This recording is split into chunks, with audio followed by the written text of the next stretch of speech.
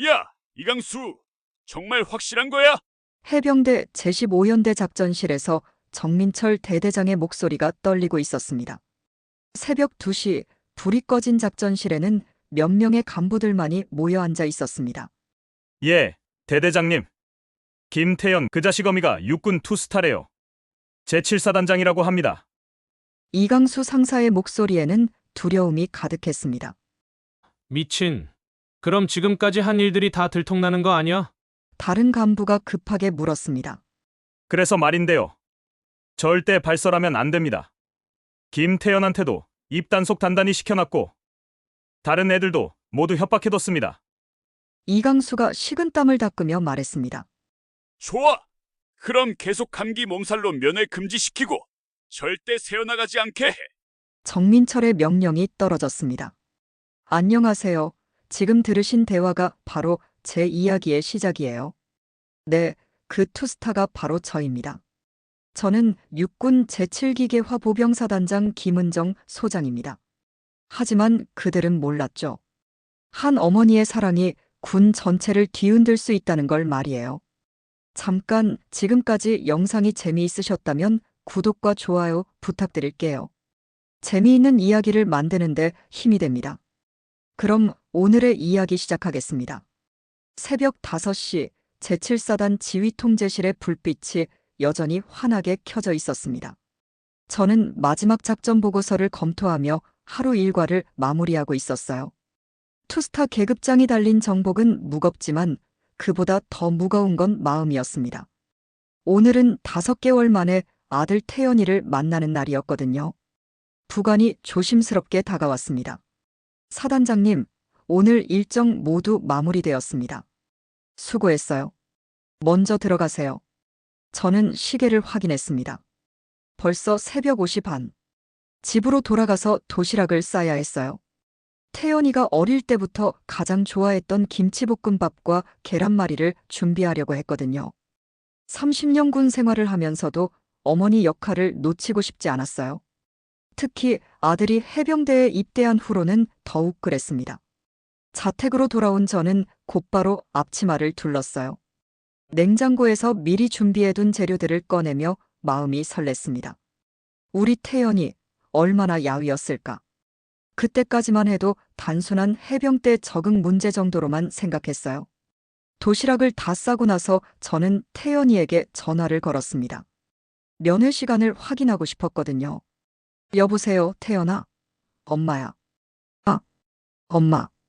태연이의 목소리가 이상했어요. 평소라면 엄마 하고 밝게 대답했을 텐데 오늘은 뭔가 조심스럽고 떨리는 것 같았습니다. 오늘 면회 가려고 하는데 괜찮지? 잠깐의 침묵이 흘렀어요. 그리고 예상치 못한 대답이 들려왔습니다. 엄마, 오늘 면회 취소할게요.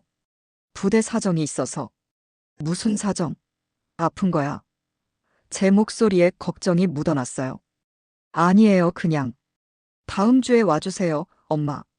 태연이의 목소리에는 간절함이 섞여 있었습니다. 마치 정말로 오지 말아달라고 애원하는 것 같았어요. 전화를 끊고 난 후 저는 뭔가 이상하다는 걸 느꼈습니다. 30년 군 생활로 단련된 직감이 강하게 경고하고 있었어요. 하지만 저는 포기할 수 없었어요. 어머니의 본능이 뭔가 잘못됐다고 말하고 있었거든요. 차를 몰고 해병대 제15연대로 향했습니다. 1시간 거리였지만 가는 내내 불안한 마음을 떨칠 수 없었어요. 부대에 도착해서 면회실로 들어갔습니다. 담당 하사가 접수를 받더니 곤란한 표정을 지었어요. 어느 분을 면회하시나요? 김태연 이병입니다. 저는 어머니고요. 하사는 명단을 확인하더니 머뭇거렸습니다. 아, 김태연 이병은 현재 면회가 어려운 상황입니다. 왜요? 무슨 문제라도 있나요? 독감으로 현재 격리 중입니다. 면회는 불가능합니다. 독감? 어제 통화에서는 그런 말이 없었는데요. 저는 뭔가 석연치 않다는 생각이 들었어요. 더욱이 하사의 눈동자가 자꾸 뒤편을 향하는 게 신경 쓰였습니다. 뒤를 돌아보니 이강수 상사라는 이름표를 단 중년 남성이 저를 지켜보고 있었어요. 그의 눈빛이 예사롭지 않았습니다. 하지만 진짜 충격은 부대 인근 식당에서 들은 그들의 대화였습니다. 면회를 포기하고 나온 저는 부대 근처 식당에 들렀어요.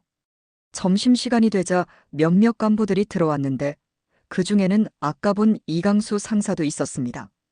저는 귀를 기울였어요. 김태현 그놈, 눈빛이 심상치 않더라. 혹시 윗선에 고발이라도 하면 어쩌지? 걱정 마. 어미가 투스타라는 걸 모르는 척하고 있으니까. 독감이라고 했으니 며칠만 더 버티면 돼. 그래도 조심해야 해. 요즘 병역 문화 개선한다고 난리인데 혹시라도 위에서 내려오면. 다들 입단속은 했지? 특히 박지훈 그놈 말이야. 저는 숟가락을 놓을 수밖에 없었어요. 독감이 아니었습니다. 뭔가 큰일이 일어났고 그들은 그것을 숨기려 하고 있었어요. 태연이에게 무슨 일이 일어났는지, 그리고 왜 이것을 은폐하려 하는지. 제 머릿속이 빠르게 돌아갔습니다. 가장 가능성이 높은 것은 하나였어요. 구타. 그 순간 저는 결심했습니다. 내일은 투스타로서 다시 오겠다고. 다음 날 새벽 저는 평소보다 일찍 일어났어요. 거울 앞에 서서 완전 군장 정복을 차례로 입었습니다. 정갈하게 달인 정복바지, 단추 하나하나 정확히 맞춘 정복상에, 그리고 가슴에 달린 수많은 훈장들. 마지막으로 어깨에 투스타 계급장을 달았어요. 거울 속 제 모습을 보며 깊게 숨을 쉬었습니다. 오늘은 한 아이의 어머니가 아닌 대한민국 육군 소장으로 그곳에 가는 거예요. 명패도 챙겼습니다. 육군 제7기계 화보병사단장 김은정 소장이라고 새겨진 명패를 정복 주머니에 넣었어요. 해병대 부대에 도착한 저는 차에서 내려 정복을 다시 한번 정돈했습니다. 구두도 반짝반짝 닦아왔어요. 모든 것이 완벽해야 했습니다. 면회실로 들어서자 어제와 같은 하사가 있었어요. 그는 저를 보더니 어제 본 얼굴이라고 기억하는 듯 했습니다. 어제 오신 분이시죠? 말씀드렸다시피 김태연 이병은. 잠깐요. 제가 차분하게 말을 끊었어요. 주머니에서 명패를 꺼내 접수대 위에 놓았습니다. 하사의 눈이 명패에 고정되었고 그의 얼굴이 순식간에 창백해졌어요. 명패를 보는 순간 그들의 얼굴이 새하얗게 변하는 걸 봤어요. 저는 육군 제7기계 화보병사단장 김은정 소장입니다. 제 목소리는 차분했지만 위압적이었어요. 하사는 몇 번 눈을 깜빡이더니 황급히 자리에서 일어났습니다. 사단장님, 지금부터 이 부대의 병영 환경에 대해 직접 조사하겠습니다. 김태연 이병의 면회를 요청합니다. 그런데 사단장님, 저희는 해병대라서. 제가 묻는 것은 군간의 예의가 아닙니다. 한 병사의 어머니로서, 그리고 대한민국 군 간부로서 정당한 요구를 하는 것입니다. 하사는 어쩔 줄 몰라 하며 뒤를 돌아봤어요. 어제 봤던 이강수 상사가 면회실 뒤편에서 상황을 지켜보고 있었습니다. 상사도 제 계급장을 보고는 당황하는 기색이 역력했어요. 이강수 상사님을 불러주시겠습니까? 하사는 깜짝 놀랐습니다. 어떻게 상사님 성함을 아시는지 신기해했거든요. 군인은 명찰을 달고 다니는 법입니다. 제가 이강수 상사의 가슴팍을 가리키며 말했어요. 하지만 진짜 분노는 아들이 한 말을 들었을 때였어요. 5분 후 면회실 문이 열렸습니다. 그리고 제가 그토록 보고 싶어 했던 태연이가 나타났어요. 하지만 아들의 모습을 본 순간 저는 말문이 막혔습니다. 왼쪽 뺨에는 선명한 멍자국이 있었고 입술 한쪽이 터져서 아직 아물지 않은 상태였어요. 걸음걸이도 어딘가 부자연스러웠습니다. 엄마. 태연이가 작은 목소리로 말했어요. 제 눈에서 눈물이 흘러내렸습니다. 투스타 사단장이었지만 이 순간만큼은 그냥 상처받은 아들을 본 어머니일 뿐이었어요. 태연아. 제 목소리가 떨렸습니다. 엄마, 나 괜찮아요. 그냥 훈련 중에. 태연이가 억지로 미소를 지으며 말했어요. 하지만 그의 목소리는 떨리고 있었고 눈동자는 불안하게 흔들리고 있었습니다. 저는 천천히 일어나 태연이에게 다가갔어요. 가까이서 본 아들의 얼굴은 더욱 참담했습니다. 왼쪽 관자놀이 부근에도 희미한 멍자국이 있었고 목 뒤쪽에는 손가락 자국 같은 것도 보였어요. 태연아, 엄마 눈을 봐. 훈련 중에 그렇게 맞을 수 있어? 태연이는 고개를 돌리며 대답을 피했습니다. 하지만 진짜 절망은 아들이 털어놓은 진실을 들었을 때였어요. 이때 면회실 뒤편에서 한 병사가 조용히 다가왔습니다. 태연이와 같은 기수인 듯 보이는 젊은 병사였어요. 사단장님, 그 병사가 떨리는 목소리로 말했습니다. 저 말씀드릴 게 있습니다. 이강수 상사가 화들짝 놀라며 그 병사를 제지하려 했어요. 박지훈, 너 뭐 하는 거야? 하지만 저는 손을 들어 상사를 막았습니다. 말해보세요, 병사. 박지훈 이병은 잠깐 이강수 상사를 바라보더니 용기를 내어 말했어요. 태연이는 맞았습니다. 이강수 상사한테요. 면회실이 순간 정적에 휩싸였어요. 언제요? 제가 차분하게 물었습니다. 사흘 전 저녁이었습니다. 태연이가 부당한 일에 항의했는데 당장 입 다물어. 이강수 상사가 소리쳤지만 박지훈은 멈추지 않았어요. 이강수 상사가 후임들한테 개인적인 심부름을 시키는 걸 태연이가 말렸거든요. 그랬더니 상사가 화를 내면서 태연이를 따로 불러서 주먹으로 때렸습니다. 여러 대요. 저는 태연이를 바라봤어요. 태연이는 고개를 숙이고 있었지만 더 이상 부인하지 않았습니다. 이때 저는 깨달았습니다. 이건 한 아이만의 문제가 아니라는 걸. 태연아, 이제 말해줄 수 있겠니? 태연이가 천천히 고개를 들었어요. 그의 눈에도 눈물이 맺혀 있었습니다. 엄마, 미안해요. 엄마가 투스타 사단장이라는 걸 절대 말할 수 없었어요. 왜? 말하면 더 괴롭혀질 것 같았어요. 사단장 아들이 뭘 잘난다고 나댄다고 하면서 더 심하게 당할 것 같았거든요. 제 가슴이 먹먹해졌어요. 아들이 저를 보호하려고 혼자 견뎌왔다는 사실이 더욱 가슴 아팠습니다. 그래서 혼자 참았구나. 네, 죄송해요, 엄마. 저는 태연이를 꼭 안아주고 싶었지만 지금은 그보다 더 중요한 일이 있었어요. 이런 일이 다시는 일어나지 않도록 하는 것이었습니다. 저는 이강수 상사를 바라보며 말했어요. 상사, 이제 진실을 말씀해 주시죠. 이강수는 이미 변명할 여지가 없다는 걸 알고 있었어요. 박지훈의 증언과 태연이의 상처가 모든 걸 증명하고 있었으니까요. 하지만 자책할 시간은 없었어요. 더 끔찍한 진실이 기다리고 있었거든요. 이때 정민철 대대장이 급하게 면회실로 뛰어들어왔어요. 하사가 급히 연락을 한 모양이었습니다. 사단장님, 이게 무슨... 대대장님이시군요. 저는 김태연 이병의 어머니입니다. 동시에 육군 제7사단장이기도 하고요. 정민철 대대장도 상황을 파악하고는 당황했어요. 사단장님, 이건 해병대 내부 사항이라. 내 아들이 구타당했습니다. 제 목소리가 한 옥타브 낮아졌어요. 그리고 당신들은 그것을 독감이라고 거짓말하고 있습니다. 면회실이 순간 조용해졌습니다. 다른 면회객들과 보호자들도 모두 이쪽을 바라보고 있었어요. 사단장님, 그런 일은 절대. 내가 직접 확인하겠습니다. 지금 당장 김태연 이병을 데려와 주시기 바랍니다. 제 명령조 목소리에 주변 분위기가 더욱 긴장되었어요. 정민철 대대장과 이강수 상사는 서로 눈치를 보며 망설였습니다. 혹시 확신이 서지 않으신다면 지금 당장 국방부에 연락해서 확인해 보시죠. 육군 제7사단장 김은정이 여기 와 있다고요. 정민철 대대장은 더 이상 버틸 수 없다는 걸 알았어요. 그 순간 저는 알았습니다. 이 부패한 시스템을 뿌리째 뽑아야 한다는 걸. 30분 후 해병대 제15연대 회의실에는 모든 간부들이 긴장한 채로 앉아 있었어요. 중대장, 소대장, 각 보직 간부들까지 총 12명이 모였습니다. 회의실 앞쪽에는 제가 서 있었고 투스타 계급장이 형광등 불빛에 번뜩이고 있었어요. 먼저 자기소개를 하겠습니다.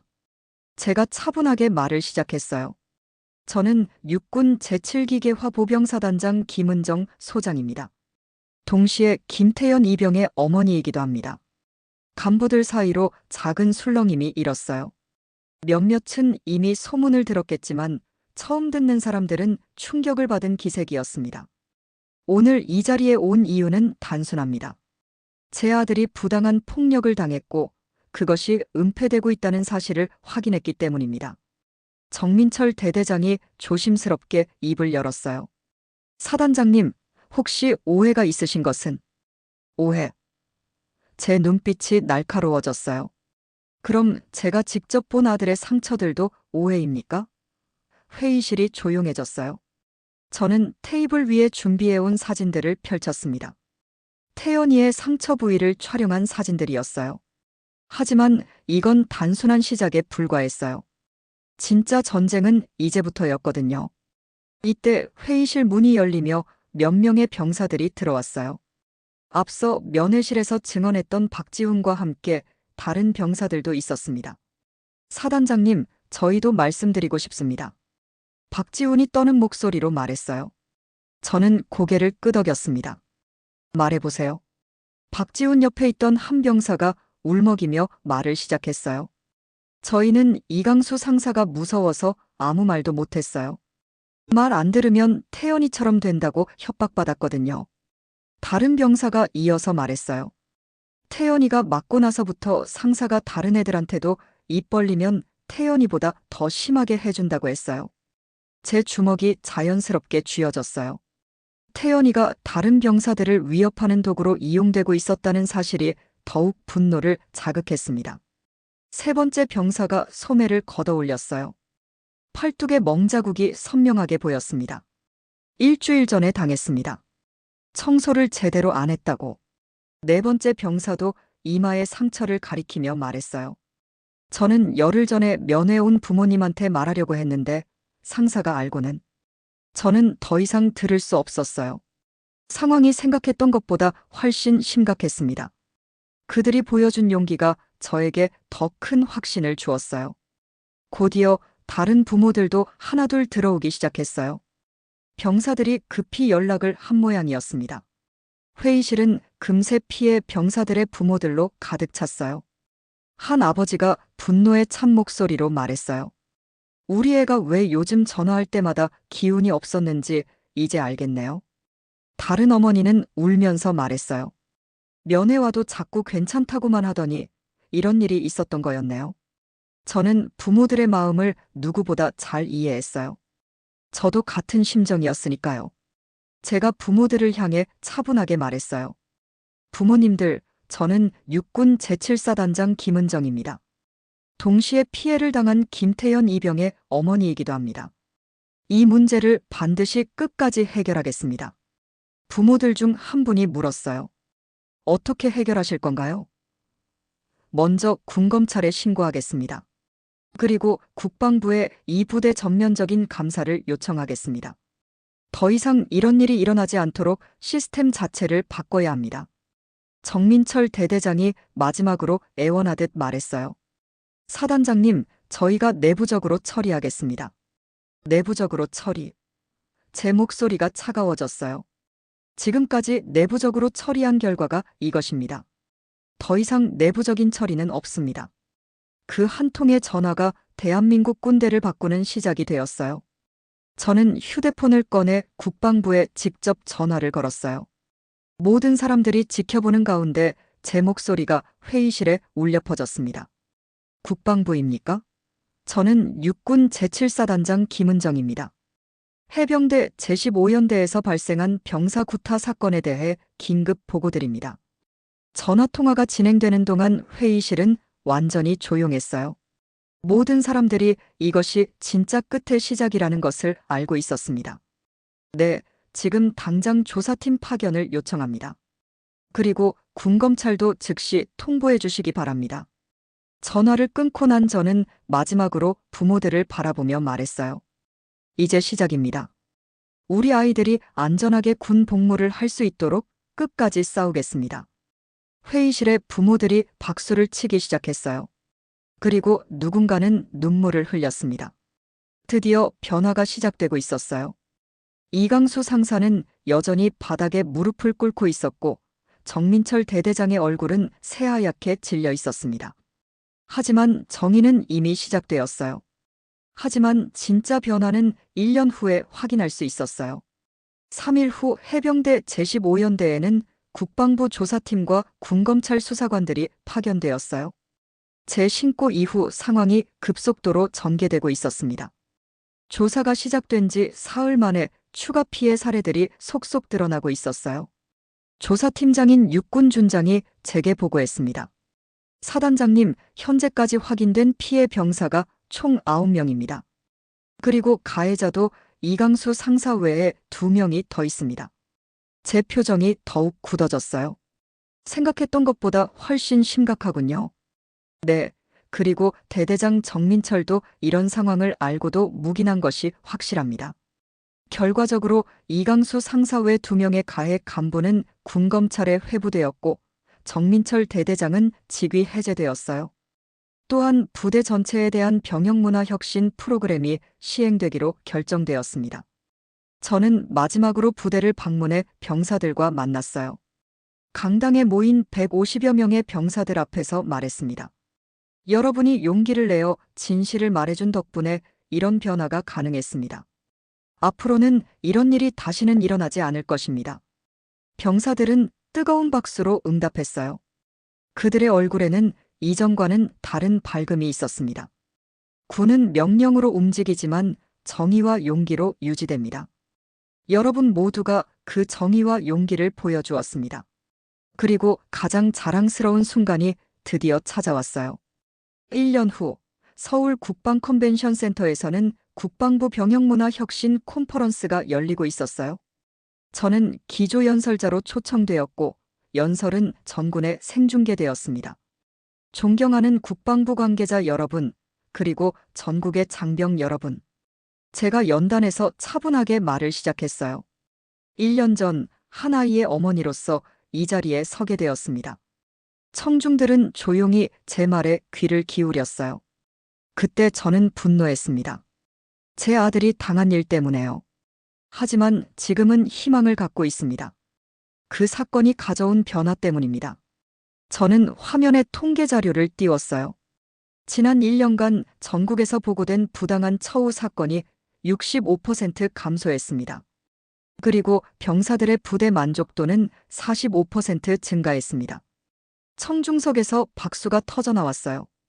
하지만 숫자보다 더 중요한 것은 마음의 변화입니다.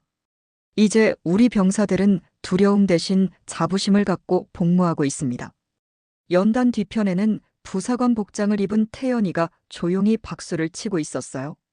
그는 부사관 과정을 우수한 성적으로 수료하고 이제 소대장으로 근무하고 있었습니다. 그리고 가장 자랑스러운 순간이 드디어 찾아왔어요. 며칠 후 태연이는 정식으로 하사로 진급했어요. 진급식에서 그는 새로운 후임들을 맞으며 다짐했습니다.